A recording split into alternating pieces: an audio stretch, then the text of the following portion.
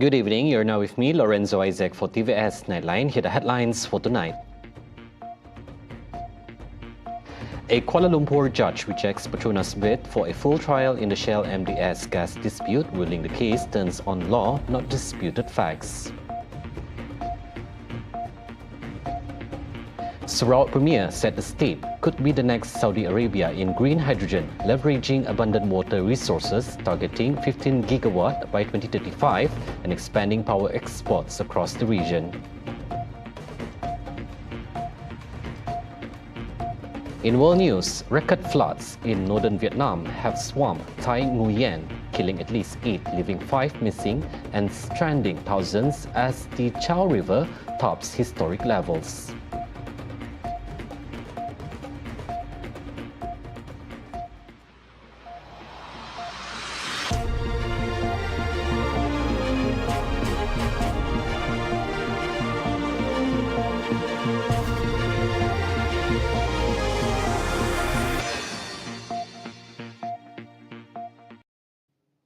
A Kuala Lumpur High Court judge has rejected PETRONAS' move to turn a Shell MDS gas payment dispute into a full trial, ruling that the case turns on legal questions, not disputed facts.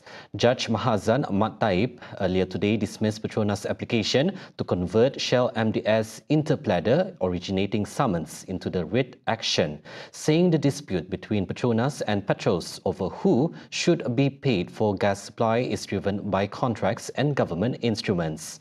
The court said there was no need for witnesses for cross-examination. The judge ruled that a full trial would only delay resolution.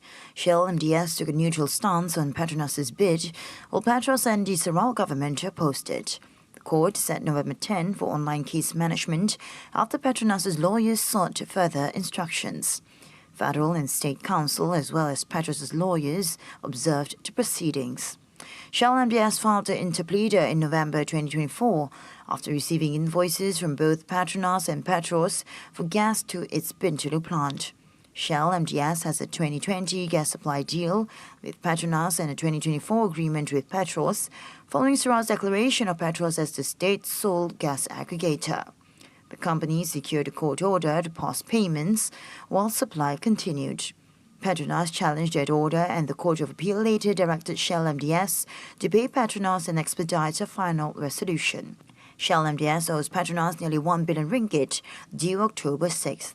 Meanwhile, Petros has sued PETRONAS in the Kuching High Court to block the use of Petros' bank guarantee, arguing PETRONAS isn't licensed under Sarawak law. Sarawak is poised to become the next Saudi Arabia by harnessing its vast natural resources. Sarawak Premier Dato' Petinggi Tan Sri Abang Johari Tun Openg emphasized that the shifting global economic landscape presents a major opportunity for the region to emerge as a new power in the renewable energy industry, particularly in green hydrogen. He explained that Sarawak possesses unique natural advantages such as abundant water resources, rivers and tropical rainfall, which can be harnessed to produce green hydrogen, a clean and sustainable energy source of the future. Sarawak can become the new Saudi Arabia. Because we have water, we have rivers. Some countries are sharing river, meaning if you got rivers, you got water. Water can be filtered by new technology, purify water. Once you got a standard of that water, then you produce hydrogen. Then we control the economy, at least in this region. Sarawak is now planning to increase its energy capacity to 15,000 megawatts by 2035 and to expand energy exports to Kalimantan and other regional markets. And we are going to supply to Brunei, already MOU, where both Brunei and Malaysia, Sarawak lah the main player, to produce energy to Brunei. Sarawak Premier Dato' Pening Dan Sri Abang Johari Tun Openg has called on all government-linked companies, GLCs and state agencies to shift their economic approach by operating in a more commercial and competitive manner, in line with the ongoing transformation of the global economy. He stated that GLCs can no longer function solely as job creators. Instead, they must become strategic partners to the private sector, generate profits and deliver returns to the government. The government expects returns on its investment in GLC, in other government agencies. And that is what's going to happen to Sarawak. In other words, the civil service has to change its overall approach and overall structure, become a partner to those in the public sector. Jadi nyasik lagi kerja perintah. Yang kerja dengan agensi kepunyaan perintah. Abang Johari also announced that Sarawak recorded its highest ever revenue of 14.2 billion ringgit in 2024 and projects an economic growth rate of between 5 to 6% in 2025, driven by investments exceeding 120 billion ringgit between 2020 and 2024.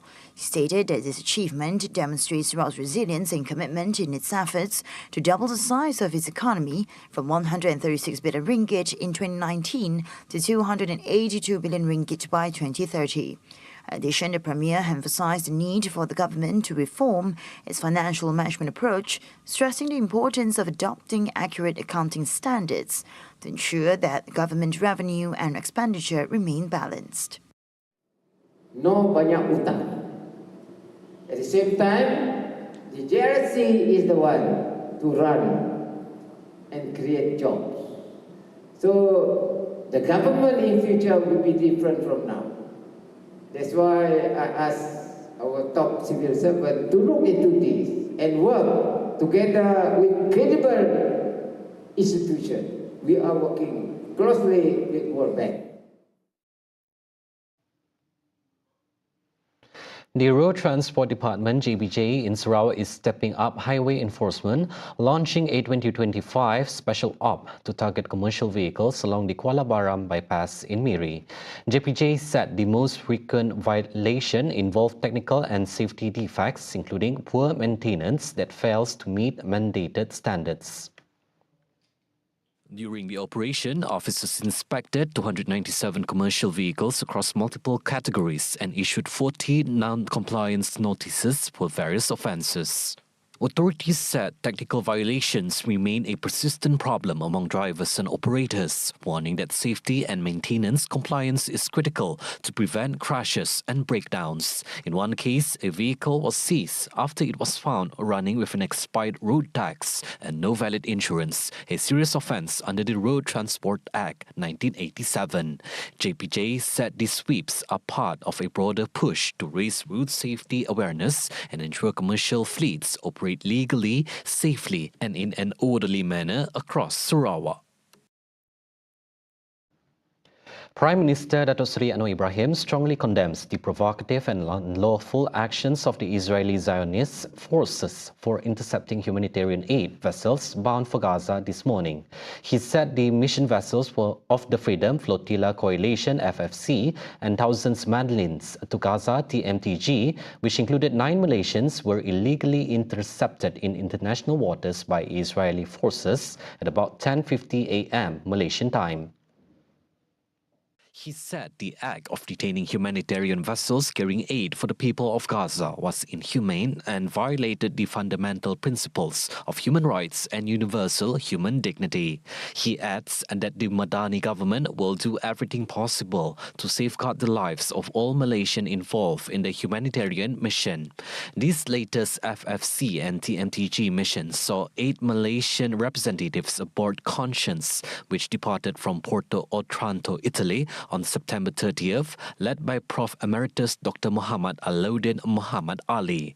The group also included 3 doctors, Dr. Fauzia Muhammad Hassan, Dr. Hafiz Sulaiman, and Dr. Ili Shakira Muhammad Suhaimi, 2 lecturers, Professor Dr. Muhammad Afandi Saleh and Dr. Nur Hashimah Ismail, MyCare Board of Trustees members, Nur Sham Abu Bakar, and Astro Awani journalist Shafiq Shukri Abdul Jalil. Another Malaysian, Dr. Mauzia Muhammad, was aboard Saad, which departed from Catania, Sicily on September 27, together with 7 other vessels en route to Gaza. In total, the FFC mission comprises about 150 participants from 25 countries, with MyCare leading the Malaysian delegation. The humanitarian mission aimed to deliver real-time coverage and bring aid to the people of Gaza, who continue to suffer under Israel's blockade and siege. The government is prepared to consider the request for economic development autonomy put forward by Sabah and Sarawak, but its implementation will not be straightforward and must be examined in line with the Federal Constitution and the Malaysia Agreement 1963. Deputy Economy Minister Dato' Hanifah Hajar Taib said that moving towards implementation, the matter requires thorough examination, including financial aid and human resource aspects. Kerajaan Sabah dengan Sarawak di mana otonomi yang diperlukan, perlu dipastikan bahawa mampu untuk mengambil alih dengan semua cabaran termasuk dari segi kewangan, dari segi pentadbir urus, dari segi sumber manusia dan lain-lain. Pihak antara yang telah diungkitkan telah dimaklumkan di bawah jawatankuasa MA 63 yang dipromosikan oleh YB Perdana Menteri dan sentiasa dibincang bersama dengan YB Premier serta YB Ketua Menteri Sabah untuk memastikan bahawa kita mengikuti dari segi selaras panduan dari segi perlembagaan persekutuan dan dari segi yang juga panduan daripada Malaysian Agreement 1963.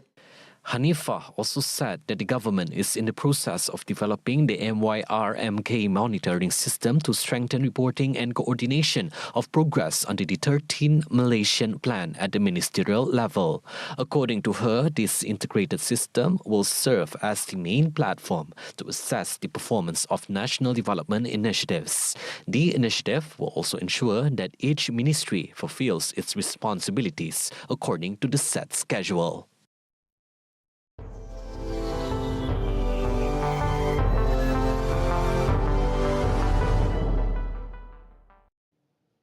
On to world news. Record floods have swamped parts of northern Vietnam, submerging streets and homes and leaving tens of thousands stranded or fleeing rising waters. Officials said at least 8 people have died since Monday, with 5 others missing. The Thai Environment Ministry said the victims were killed in flash floods and landslide across the mountainous north.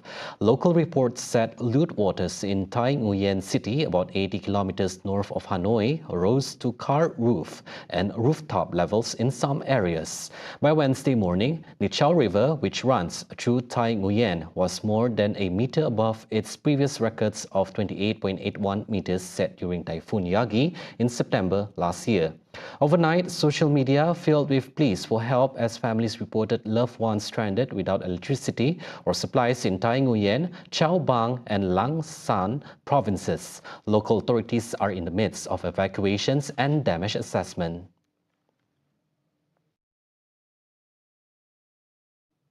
And that's all the news for TVS Nightline. I'm Lorenzo Isaac. Thank you for watching and have a good night.